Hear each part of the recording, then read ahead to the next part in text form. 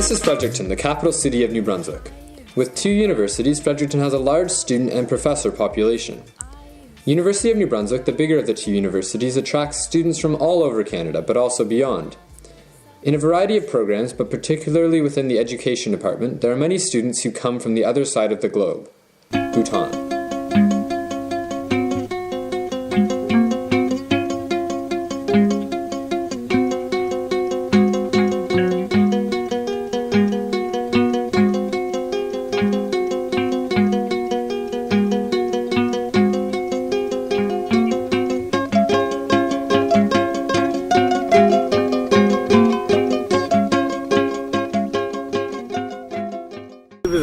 When I first thought where would UNB be or where would Fredericton be, I always thought that it would be a very busy city because I never heard of it, you know. I was thinking of Fredericton to be big cities, and then also I was thinking that the quality of education will be high. Yeah. And then I came all the way from Bangkok, then to Hong Kong, then to Toronto, and then Vancouver, you know. So. Yeah. Coming across all these big cities, I always felt that Fredericton would be also a big city. So as I came here, it was, you know, I reached here exactly, I think, at 2:30 p.m. So it was afternoon. And then the expectations that, to me, to see tall buildings, busy traffics, you know, it wasn't there. So it was more like, you know, a very peaceful, very calm, a very ideal place for learning. My first impression on arriving in Bhutan is how beautiful it was. It really is. Like geographically, it's stunning. It's in the Himalayas. Wow. Well, the country is almost entirely rural. So most people live in small villages, and villages that are hard to get to because of the mountainous terrain. It's not an easy country to get around. So a lot of people, at that time anyway, were living without electricity or in a village where electricity was very new. They wear traditional clothing that sort of goes back centuries, so they don't have the fashion trends that change every 2 or 3 years like we do. And it's a Buddhist society, so almost all of the people there, as far as I could tell, were practicing Buddhists. Oh, it's beautiful. It's beautiful in many ways. Certainly it's a very stunning scenery. Coming from Canada, where it's really green, you arrive there and it seems even greener. The whole experience was great, but you know, the image you do take away is just this absolutely spectacular countryside. And the mountains is just impressive. And more stunning is the people, how warm and welcoming people are. I'd never experienced such being so welcome in a place. The gentleness and the humor and the respectfulness and the engagement of the people. The people there were very lovely people to deal with, whether I was dealing with government ministers and officials that were sort of meeting me when I first got there to sort of advise me on the project that I was doing and sort of give me some context for my teaching there. Or whether it was my students themselves or ordinary people that you'd meet on the street. I really enjoyed the people and I found them really pleasant to deal with. The way they look at life, and not so much as how much you can accomplish or how much you can attain, but it's how happy you are. Actually, gross national happiness is the philosophy, developmental philosophy that is being introduced by our fourth King, His Majesty. And then recently it has been introduced in United Nations also. The 20th March is being declared as the International Day of Happiness, and it is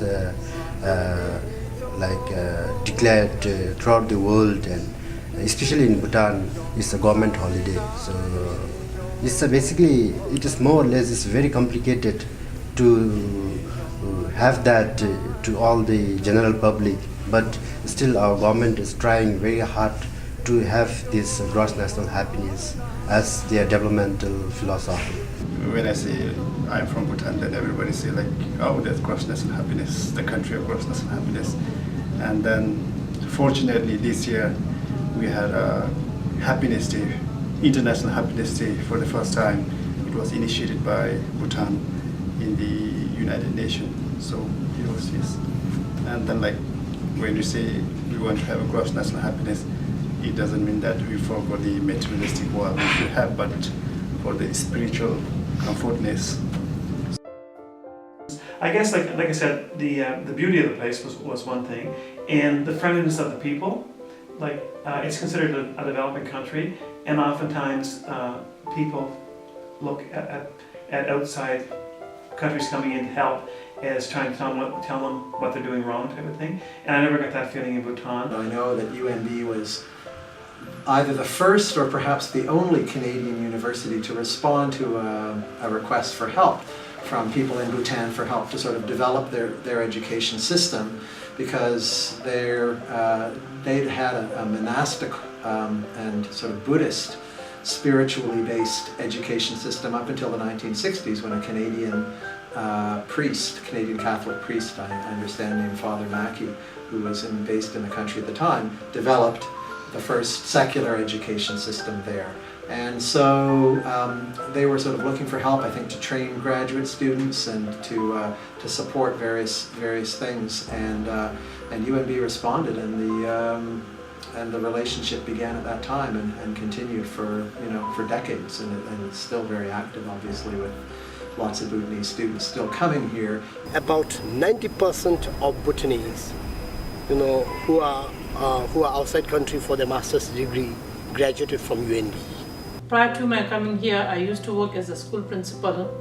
There I'm doing my work in one of the biggest company in Bhutan, that is Green. It's a hydro generation company. I taught mathematics, mathematics in grade 7, 8, 9, 10. Before I came here, I was a teacher in middle secondary schools. We had graduated about 70 teachers from Bhutan with master's degrees in education.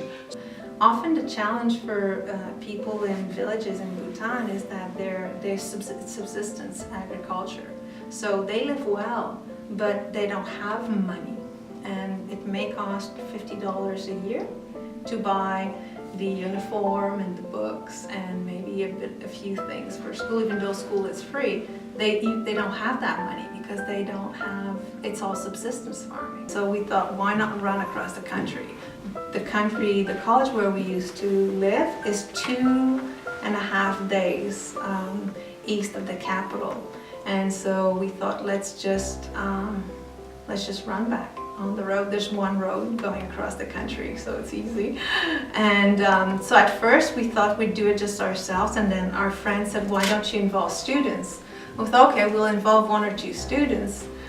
And they got involved and said, oh no, we need to tell everybody because that's great. So then they said, we should invite others. And eventually we ended up with 10 other students. And that was becoming a big project. So we had 3 other people who were more on the logistical side helping us. And so that's what happens. Why we did it was really because we felt we need to give back, and also because it was a neat way to slowly leave Bhutan. So, I mean, the differences are vast. There are a lot of differences, but people are people. Well, actually, there's heaven and earth difference between Canada and Bhutan. Yeah. Culturally, environmentally, then politically, it's so different. But yet, at the same time, I strongly feel that there is so much of connection between Bhutan and Bhutanese and the Canadians in the way that Buddhist people are very friendly. They are very much nature-loving kind of a people, and they are very hospitable. So are the Canadians.